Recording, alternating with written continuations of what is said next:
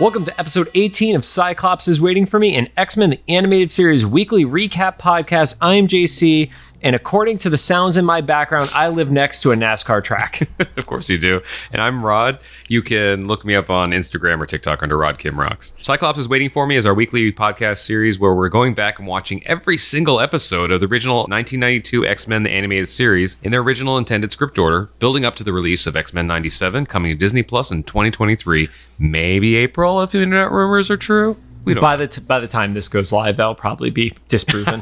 We are a recap show about a series that came out 29 years ago. There will be spoilers in this episode, so if you don't want it spoiled for you, pause the podcast, watch the episode, come back, and we'll do our best to avoid mentioning anything about future episodes that we have not covered yet. And just for sake of transparency, we're not affiliated or sponsored by Disney and Disney Plus in any way, shape, or form, but our contact email is in our bio, Disney. Yeah.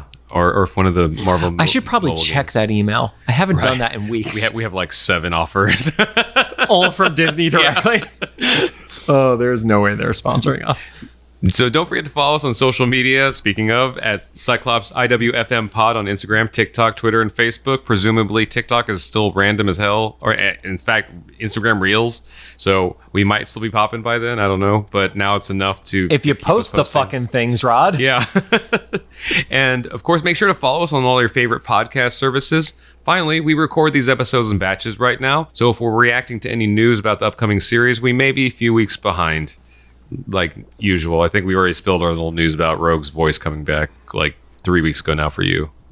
Which is like also 3 weeks after it actually came out. So Yep. This is 6 weeks late that you're reiterating. 2 months later. You heard it here last, folks. What are we going to do when the show is like live week to week? We're going to have to like record each week for 7 weeks or 8 weeks. We'll just do like a live... I don't know. I have no idea. Future problems. Now... on to the show. Today, we're going to be talking about Season 2, Episode 9, titled A Rogue's Tale. It aired on January 8th, 1994. Currently sits at a 7.8 star rating on IMDb. And you recall this one very well, right? I never saw this episode before. I am convinced I never saw it. I only remember it because of... Well, I thought of Captain Marvel. I guess it still is, but they call her by a slightly different name. Well, at the time, she was not Captain Marvel. Oh, We okay. could get into that in later stuff. Gotcha. Yeah. So there's a thing called burying the lead, and then there is going right to the lead. Rod chose the latter option. Well, now you're interested. Yeah. So starts off rainy night. You see this woman walking, through the rain, and I think this was a little bit of kind of that vibe of New York is still a cesspool, because if you don't know, and there's some amazing documentaries about the Times Square killer on Netflix. Okay. But New York City, especially like Manhattan and Times Square area, was really, really dangerous in all the way into the 80s and the early 90s before it really turned around and became a popular tourist location. Getting rid of a lot of the porn stores was apparently part of the cause of that, of it getting cleaned up. Interesting. At least that's what the city of New York says. It's probably still not safe to walk alone at night in the rain now. If you stayed at Times Square, you're probably safe. If you 3 blocks in other directions, I'm not held responsible for it. But all that is to say, this one like douchey guy who doesn't understand how rain works decides he wants to steal a woman's umbrella. Paper didn't work. Yeah, thinking a newspaper was going to protect him. And you see him like try to wrestle with her, and she's like, no, I'm not giving this to you. And then you get this monstrous face reveal, which scares the crap out of him. And this big tough guy who is just going to rob a woman runs off. Yeah. Was that always Mystique's power set? Did we discuss this before? Well, I know the shapeshifting, but turning to other humanoid things. You probably already answered this on a previous episode. If I did or didn't, as long as they are relatively humanoid, that has been a consistent aspect of her. Like, she can't replicate somebody's powers. Like, she can't get like diamond skin like Emma Frost, but she can make it look like she does. This one, it looked like 3 times bigger than her actual form. I don't know. I mean, I think that's just artistic license. Yeah. I mean, literally, you look at something like Superman, where certain versions of Superman have one power, and then a next writer takes it over, and that power is multiplied by 10. So I think that's just a little bit of license of comic book. It got its job done. Right. So, as Rod was alluding to, we see that this is Mystique. And Mystique goes into this really creepy abandoned apartment building or whatever it is. And she's there to meet with Mr. Sinister. Which, once again, In real life, if you're invited by a strange man named Mr. Sinister to a dark building in the rain at night, maybe not go. But this is the first time that we, as an audience, have seen Sinister since the fight with Cyclops and the X-Men in the first and second episode of this season. So Sinister basically says that there's a gift he has for her, but he is going to expect repayment one day. Obviously, foreshadowing, shit's gonna happen. Which, once again, don't make that deal. And he reveals to Mystique that currently there is no Xavier. He doesn't reveal how he knows this, why he knows this, but he basically says, if there was a time right now that you can defeat the X-Men and reclaim your daughter, this is it. And before we go on, one thing that is really interesting about Sinister here is this is a horror version of Sinister. Like, everything Sinister does is incredibly menacing and inherently evil. Over time, Sinister has, I don't want to say he's gone like comedy or slapstick, but he has become a little more over the top and flamboyant. Oh, okay. And like I'll show you some stuff, and I'll post some stuff on Instagram, because I always do love when I reference something on the show and then I can make an Instagram post about it too. But the difference in Sinister of this guy with a pretty clean cut face, he just has like the little like soul patch, the little patch on his chin, but like the razor sharp teeth, versus the modern version of the comics of Sinister today, who's like, I'm a crazy genetic scientist, but I'm also like the owner of the most popular bar on Krakoa, and I'm the one who's sharing a bunch of gossip. Like, he's almost like the guy from Game of Thrones who has the little birdies who are informing him about the shit that's going on and stuff. I didn't watch Game of Thrones. So it's fine. I got shit from our buddy Joe Russo for not watching Get Out. Yeah. So. Shout out to our buddy Joe Russo, who often gets shit on Twitter because people think he's the same Joe Russo who directed the Avengers movies. He is a film director in Los Angeles, and his name on Twitter is @JoeRusso. I want to make sure that if you're going to harass my friend, you're going to get his Twitter right. I do believe it is @Joe Russo, because even I was like, I know that's not, but what? Joe Russo tweets. Oh, was it? Okay. Yep. So make sure to say hi to Joe Russo and tell him that Cyclops is waiting for me sent you. And it's funny because after we recorded last time, I realized I work not with a filmmaker, but in music with a Joey Russo. So each side of this podcast has a Russo Joe-ish. They're not brothers, though. They're not the Russo brothers. Jumping back into the show, we see a farmer's market, which it's a farmer's market like on a pier too. So they have like carnival rides and like cotton candy and it's like an LA type, not LA type, but like a big city type of farmer's market. I would say it's like Coney Island. Yeah. Yep. And you get an attack from Pyro, from Avalanche, and Blob. Pyro specifically makes an X symbol, like the X-Men logo, out of his lanes, which is just kind of like, I love the subtle like middle fingers that characters give to each other, because they obviously like can't flip each other off, but it's like, I'm going to do something bad and I'm going to use your symbol. People are racist and they think all mutants are alike, so they're going to think you did this. Oh, I didn't even think about that. Yeah. And Blob's primary function in that fight was eating ice cream. Specifically very happy about Tutti Frutti. Right. Yep. I mean, I think he got a couple punches in, but he was primarily not doing anything. Yeah, so Cyclops, Wolverine, Rogue, and Storm show up. The fight starts off, and very quickly, Pyro's just like, screw this. Avalanche wants to keep shooting his seismic blast into the air, and Pyro just straight up abandons him. I took that as the sign that Mystique sent them to like distract them or something. I do too. Yeah, but we don't know that yet. But no, I think we even still get it. He's like, they're here, we did our job. Yeah. But Pyro is like literally like, all right, cool, we're supposed to go. Avalanche is like, I'm staying. He's like, cool, you're staying by yourself. I'm out, bro. Yeah. Then we get the insult of the episode, and I just opened a pineapple White Claw, so let's see how my stomach is doing tomorrow. Where Storm gets knocked on her ass. I don't want to say she's knocked out cold, because that's an awful pun and I hate puns. Shut up, Rod. But she gets whacked with a bucket of ice cream that Blob threw at her. It's really classy stuff. Yeah. Rogue then proceeds to try to charge Blob, and she didn't learn anything from the She didn't learn anything from their last encounter, because she just gets like bounced back. Like she just hit a giant rubber ball in a like fail video on Instagram. So she's like in one of these stalls that's been destroyed, and there's a woman that's kind of like standing over her, blonde features, stuff like that. We don't really know who it is at that point, but you see like a little bit of a flash, And it's a like green demon-esque face, but also has a little bit of the pseudo cowl aspect of a lot of superheroes with like blue outlines. We don't need to beat around the bush. Rob already talked about the fact that it's Ms. Marvel, and we can get into the details of that later, of how that happens. But yeah, she sees this face and it completely freaks her out. And she starts kind of having one of her screaming fits, which...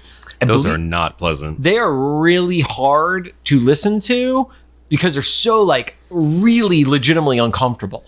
I now that we know that the original voice actor for Rogue is back, kudos to her if she can still do that, because I don't know how she did that then. Like, that is an inhuman scream. It's called breaking your voice box, I'm pretty sure. It is insane. Yeah, the Brotherhood of Evil Mutants basically piss off and leave. And we see the X-Men have gone back to the mansion, and Rogue reveals that basically she had a series of memories that Professor X was helping her block. Mm-hmm.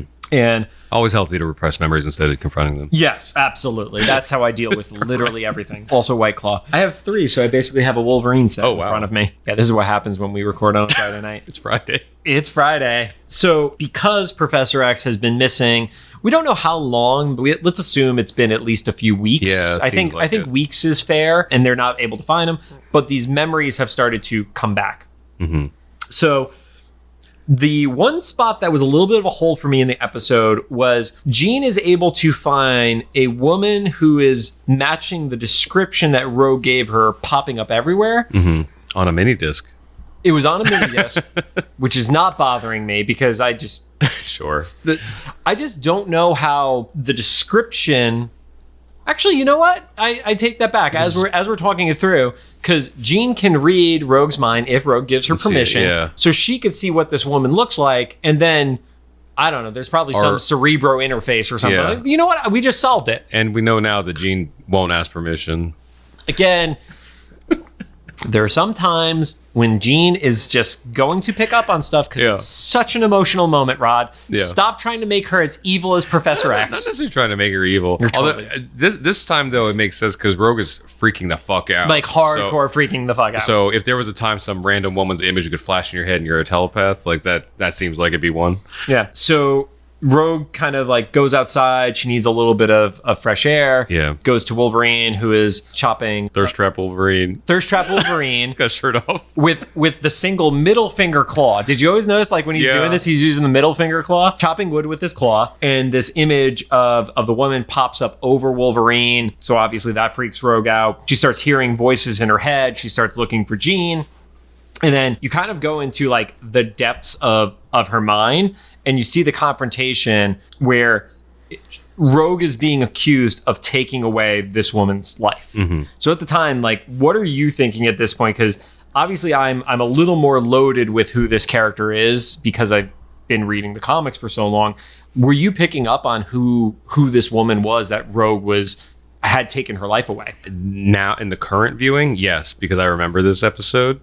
But I don't remember what I thought when I was a kid. I'm like 95% sure this is where I learned that Rogue got her powers from Marvel. Right. And it's always, so this in my head was the canon. Even the current Captain Marvel movie, somewhere in the multiverse, there's a Rogue that killed, this version of Brie Larson or whatever. We're going to get in trouble for that one. For the guy, I like Brie Larson. No, it's just the phrase out of context. Yeah. I'll tell you, Rod will not be making that as the clip for this episode. So, you essentially see Rogue having a freak out moment. She's like in the sunken place, speaking of Get Out. Yeah. Oh, I forgot. You don't know that reference. No. Okay. So basically, Get Out has several scenes like this in it. So they call it the sunken place. So whenever you hear somebody out in real life say like, "Oh, you've gone to the sunken place" or something, that's what they're referencing. You see very clearly at this point the Ms. Marvel outfit. In particular, if you look at the history of the character of Ms. Marvel all the way up to Captain Marvel as Carol Danvers, this outfit is described as the Warbird outfit. It's the one that's a little more like a leotard and such, as opposed to the original version, which was very inspired by the Captain Marvel colors at the time, like a combination of reds and blues. Very patriotic. As a not necessarily patriotic. It was related to Kree. So. Oh, the green. No. Red and blue was Kree? It was Captain Marvel shifted from a green and white suit to the red and blue combo. And then because Ms. Marvel is half Kree, she was adopting his style at the time. Gotcha. Yep. I also have the Death of Captain Marvel book that I need to read at some point. Specifically, it's male Captain Marvel, not Carol Danvers Captain Marvel. Going off on tangents again. Basically, Rogue throws a fit. She smashes a mirror. Cyclops cowers in the corner, which I'm sure Rod loved, and proceeds to go through like 4 floors of the mansion and go through the roof. That was a cool scene, though. I'm sure if I freeze frame that, you see a lot of cool moments between all the people on the different floors. The only part that did not work is, unless there was some passage of time that we were not told, you do see Wolverine on one of the floors. Oh, everybody teleports. We established But he's like even wearing different clothes at that point. He's no longer like daddy thirst trap Wolverine. And Storm follows her and they catch up at the Statue of Liberty on the Torch, which is like a really like, it's a spot that obviously has significance for the X-Men characters in different degrees. Like that's kind of the iconic battle that happens in the first X-Men movie and stuff like that. We don't talk about Bruno. The first X-Men movie is a good movie, okay? I don't like it. You don't like Last Stand though, right? No. Okay. I don't. All the X-Men movie when they're not in their colors and stuff. I'm like, we're not trying to make this gritty and realistic, man. But the Grant Morrison books are so freaking good, Rod. I don't know if I read those. I probably did. That's the one that inspired the black and yellow leather. Oh, see, I just assumed it was because Matrix was hot at the time. No, I mean, I can't speak to if that was why Morrison did it, but. Well, I mean, the movies, I just assumed everything seemed like leather and black at the time. Yeah. So as they're out on the Torch, they start to have like this heartfelt moment, and Rogue feels like super vulnerable and thinks the only way that anybody can help her is if Xavier is back and he helps her. But the visions and voices start back up, so she flies off. As she's flying off, she starts to get pretty heavy distance away from Storm, revealing that Rogue is quicker than Storm when it comes to flight and such. And the blonde woman's image, who we now at this point know is Ms. Marvel, is popping in front of her. Actually, I rephrase that. We don't know in the episode yet that it's Ms. Marvel, because Rogue has not even realized it yet. Yeah. So she goes to the hospital, breaks in from the roof of the hospital. A logistical question is, why is there a padlock on the roof from the outside and not the inside? That's a whole other... And a padlock of all things. Yeah. I mean, here's the thing. I understand the need for a lock, but I feel like it should be on the inside, not the outside. Because how does somebody lock it from the outside and then throw themselves off the roof to get off the roof? Nobody's been able to investigate that person who jumped for a while.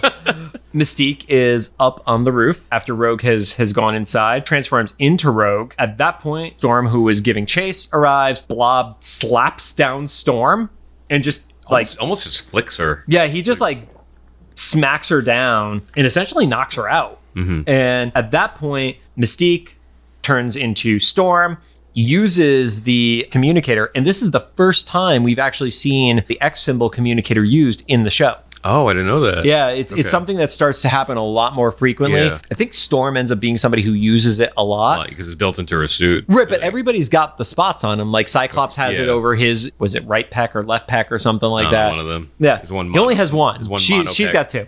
Yeah, the mono pec. It tells everybody to get down there. Sexy. As Rogue is going through the hallways, you see the blonde woman who they refer to as a Jane Doe, who's been there for a while, and unfortunately, since she's been there, has had no real change to her brain activity. The evil mutants all attack. It's kind of like a whatever fight. On the roof. Yeah, at this point, I feel like the combination of Pyro, Avalanche, and Blob have essentially become Squat, Babu, and Goldar from the Power Rangers. That's hilarious. In that they have power sets that could be useful, but they just kind of suck at using them. Yeah, they're just disposable goons. Yeah, and they've become the goons, and Storm has recovered at that point and literally, with a wind tunnel, yeets all 3 of them into the sky. We get Mystique has now transformed into the blonde woman and starts leading Rogue through the hospital, makes her chase her on a elevator, which Rogue like blasts through the floor of the elevator. For subtle again. I mean, fuck if there was an actual person in there. Right. Well, they're already in hospital. If you fall through the bottom of that elevator shaft, it does not matter that you're in a hospital, Rod. The good part is the morgue is usually on the bottom floor. Oh, no. When we were talking about, we got dark on the roof and the bottom floor. Or you did. I did. Yep. Grew up with a grandfather owning a funeral parlor. Deaths about joke. Don't bother me. Rogue follows Mystique into this room, and Mystique reveals herself. Rogue obviously recognizing her from the assassination episode. Like, what are you doing here? Why'd you do this to me? And Mystique says she wants to help Rogue remember her past. And I thought it was really, really vulnerable here, again, for Mystique, because she obviously cares about Rogue in a messed up way, but like a daughter, even though they're not blood, of course. But she's like, no, touch me and take my memory. Like, see that what I'm telling you is true, and I want to help you remember your past. Basically saying, like, Xavier has clouded your judgment and you deserve to know. So we replay Rogue's first kiss, which, if you remember the episode where that happens, it goes badly because that's the moment her mutant power manifested. Yep, it's all the absence films and True Love Waits that did in youth group showed you that's what's going to happen. Yeah, her dad disowning her. We jump to her having a very obviously bigoted father who no daughter of mine, which causes her to run away. She goes to what is likely a trope of the time of somebody leaving would go to a train station or a bus station and they just need to get out of town. In the pre-internet world, if you left your town, you didn't have a cell phone with you. You didn't have a social media profile that people would be just looking and be like, oh, well, they're in LA now, kind of thing. Even in the early 2000s, I remember post-college, I had a really bad breakup, and God, this was such younger Rod. I had a really bad breakup, and I was like, I need to leave. And we did have the internet, but it was still a little bit more common to just go to the airport and find out flights. Yeah. So I packed a bag and I went to the airport and found my first flight to Scotland, and I just left the country until I got my head straight. So I get it. At the bus station, this older looking woman, and I would say, like, let's get the impression of like mid-40s-ish. Middle age, yeah. Yeah. How old we are now? You are. I will be. I'm still young at heart. You're more of a boomer than this woman in the episode is, who basically says, like, are you okay? Let me help you. And we don't ever get the reveal that it's Mystique at the time. That's the part why when Rogue sees this woman in the assassination episode, it's kind of a big moment for her. She just thought that this woman was involved with Avalanche and Pyro, and they're doing a bunch of training with her.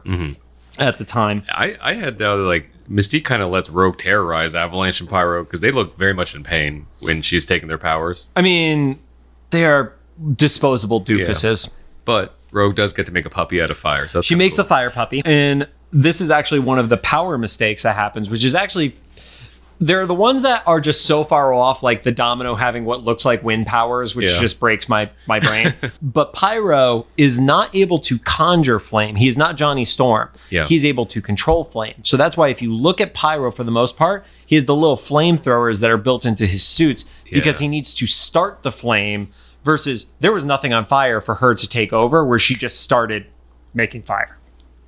But neither here nor there. There is a very cool throwback to the outfit she's wearing, which resembles one of her original suits from the comics. It's cool. Before we get to the obviously iconic 90s Rogue, which is the green, the yellow, and the bomber jacket. So they head to a military base, and at that military base, they steal a jet. And As you do. And Rogue is apparently trained by the woman, her mama, to steal and fly a jet. Yeah, and just to, which should be a flag, right? Just obey orders. But I guess we still have to remember, even though we see Rogue as an adult and stuff at this point, she's still pretty much a teenager. Yeah, she's a teenager. She's like 17 at that point. Because, and this is a little bit of a comic book inference here, the character of Carol Danvers is a part of the U.S. military. She's not a part of S.H.I.E.L.D. or anything like that. So it would actually make sense that Ms. Marvel was already there, and she may have had a secret identity. So because we never actually hear her called Carol Danvers or Carol at all in this episode. Well, we do, but we will get to that. Okay. So she pops out and Rogue takes off in the jet. Ms. Marvel, which I also did like, there's a moment, I believe it's Blob, who calls her Miss Marvel. Yes. And she goes, that's Ms. Marvel. And it's like, girl power. Yeah. So she chases down Rogue, rips off the roof of the jet, and then proceeds to pull it down. As that's happening, the jet starts to lose control because Carol is a pilot. Yeah. She knows how to safely like write and land this thing. And Rogue proceeds to grab her, start absorbing her powers, and does something that up to that point she has not done before, which is to not let go. And it's Mystique tells her to Mystique is telling her to hold on. They end up crashing to the ground from that.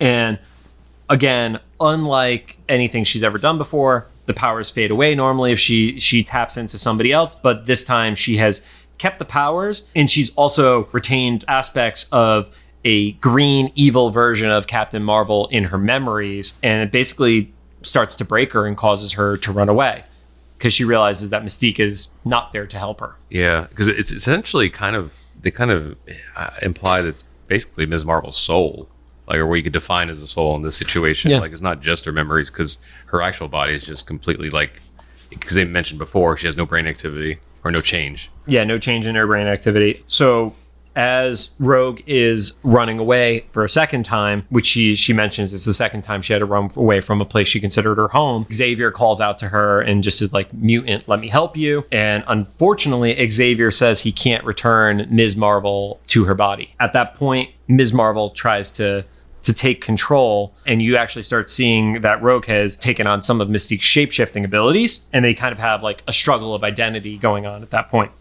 Yeah, like Ms. Marvel starting to take over the body and utilize the shape-shifting, which is like, that was a really cool detail. Yeah. As that is happening, they fly off with Mystique in her grasp, so to speak, and they just can't keep up with her. She's going so fast, and just you can't keep up.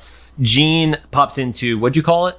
The dreamscape, the mindscape, The sunken place. Sunken place. Yeah. And sees the evil, like green, corrupted version of Ms. Marvel, maybe, is a fair way to say it. Is this what happens when you're stuck in someone's mind without, like, modern being blocked conveniences? off and such? Yeah. She didn't get to shower for a decade. And one cool thing, that actual image of the Captain Marvel with the green alien-esque skin is from the cover of Uncanny X-Men number 269. Jean says essentially, like, you can't destroy her. If you destroy her, you're both screwed. Which I guess is a fair warning, but also, like, is that good for either of them anyway? Like, that situation, that just sucks. They're not doing great right now. Yeah. So it leads to within the mental walls, because it kind of has little bits of vibes to Shadow King and in the Dreamscape. But they create a metal cage inside Rogue's mind, and then unfortunately lock Ms. Marvel in it. Like, what, it covers it in cement? Or it's further, like, quote unquote steel or something like that. But it's like it's blocking her out, which is really sad. That's really horrific. Yeah. Because once, so far we haven't been shown anything that Ms. Marvel did anything wrong. If anything, she was defending her territory. Yeah. Up until this point, Ms. Marvel has not deserved what happened to her. Mm-hmm. And, if you know anything about the character, especially at that point in her career, she had not done anything that was questionable. There are certain modern takes of Ms. Marvel, which I'm not a fan of, like the Civil War II version of her in particular. I don't need to go into it, but there are things that she does in that's very Minority Report that I don't dig. She does like future sins and stuff. She's holding people accountable for things they haven't done yet. Yeah. Gotcha. But she's really the victim here as well as Rogue. Like, Rogue was a victim manipulated, and Carol was wrong place, wrong time. Yeah. So coming out of this mental battle, Rogue is holding Mystique in the air. They continue to kind of have a little bit of a back and forth. And Rogue says, "I belong with the X-Men now. And you only ever cared about me, about my powers." And I think in her own diluted way, like, Mystique believes she cared for Rogue the way a mother would care for her daughter. An abusive mother. Yeah, it's definitely not a healthy relationship by any means, but I think to the extent of Mystique doesn't believe she's doing anything wrong, especially as a mutant who has seen the atrocities and is obviously older. She's like, well, I don't care about the human race. I just care about me and my kind getting by right now. So they end up on the roof. On the roof, they just kind of have this like parting of ways, and Mystique is left to her own devices again, which is Rod's favorite thing about this show is they let so many people go. And they're like, why are we in this situation again? Well, do you want the answer, or do you Do you want the nice answer or the true answer? Yeah. So back at the mansion, Rogue, she's dressed up a little bit. Yeah, Gambit is, being Gambit. Yeah. He's like, ooh. Like, yeah, something along the lines of like, you dressing up for me? And she goes, no, I'm gonna go see an old friend. And she visits Ms. Marvel in the hospital. And that's where Rod, the nurse, comes in and is very surprised and goes, nobody ever comes to visit. Did you know her? And Rogue says, yeah, her name is Carol Danvers, and we were very close. Oh, man. So I remember that scene, but I think Rogue's accent was thick enough and I was tired enough that I did not catch that. Yeah. So that is the mention where it's revealed who this woman is to the hospital. Yeah. And watching it in real time, not remembering having watched it prior, I almost had like a what the fuck moment because Rogue touches Carol's hand. I was like, oh, good. She's going to kill this woman. Right? There's nothing left to take. Yeah, that was my biggest worry. And as it happens, you see something that's monitoring her brain activity give a little bit of a register. Looks like a heart monitor. It looks like a heart monitor, but it's definitely supposed to, I'm assuming it's supposed to be brain activity because they pointed at it earlier. Yeah. And you see a little bit of a smile start to eke out from her face. We're assuming it's a smile. She's actually having a seizure. Right? Yeah. Because it's like kind of still unclear, like how much of her is still in this body and how much is in Rogue's head trapped in that cement prison. Yeah. So that we end on a little bit of a redemptive note is, I think, the best way to describe it. Because like we see, to your point, Carol never did anything wrong in this, but here, at least in as best a way as she knows how, Rogue is trying to set things right. So. This whole episode, like I said, this is the one that cemented Rogue's kind of like quote unquote origin, to me, at least the Rogue that we know. And so this is where I actually knew Captain Marvel from. And I think it might have been because they labeled the action figure Captain Marvel or something and stuff. Because I didn't remember until I watched it this time that she called herself Ms. Marvel and stuff. But yeah, she in the comics, up until the Brian Michael Bendis version of New Avengers, she was still going by Warbird. Oh wow, okay. Yeah, so like into the 2000s, she was not Captain Marvel until off the top of my head has to be after 2007 is when that change took place. You know what's funny though is, so this is my reference or my headcanon, or not my headcanon, like my version, my concrete original version of Rogue's origin. But the MCU Captain Marvel movie is where I know Captain Marvel's origin from. So all the Kree stuff and everything's from that. So it's a weird mashup of like origins. But also this episode, even back then and now, still doesn't sit well with me. I know it's a redemptive arc as far as like the story goes, but I still don't feel good when the episode ends. Well, that's the thing is that is very reminiscent to Rogue's origin in the comics. And that is a problematic aspect of Rogue is she got her powers from a soldier who was doing the right thing. It wasn't a soldier who was following orders. It was a soldier who was doing the right thing. And it ends up leading in the comics to Captain Marvel, to Carol dying, not from Rogue, but from her coming back, Magneto killing her. And then, I mean, nobody stays dead in comics, especially in the modern X-Men. I keep telling Rod about like the resurrection protocols on the Krakoa era. Yeah. And he's just like looking at me with eyes glazed over. He's like, wait, so Wolverine has died how many times in the last like 2 years? And it's got to be at least 16 or 17. Yeah. Also, now, if you weren't familiar with this story with Rogue and Carol Danvers and stuff, now you kind of know why they rushed Captain Marvel in the MCU, because X-Men are presumably going to be introduced into the MCU pretty soon or relatively quickly. I think they needed their Superman, to be totally honest. Well, they needed that. Yeah. But also, like, they're like, listen, we're only going to get so many movies with this lady before something's going to happen. And it's going to be really hard to re-edit this origin.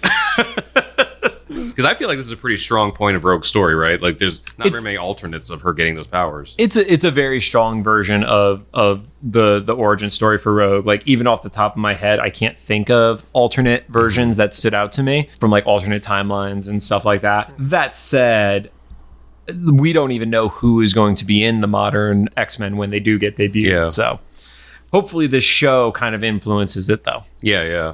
We want to see that Southern Belle Yeah. Rogue. As far as anything else from the notes and stuff like that, we already talked about this the first time seeing the excommunicator used. The origin very reminiscent of the comics. One of the questions that's addressed is what happens when she doesn't let go? And this is why we see why she does let go. Yeah. Because otherwise she is going to take more than just a normal human's energy or a mutant's powers, like when she took this optic blast from Cyclops.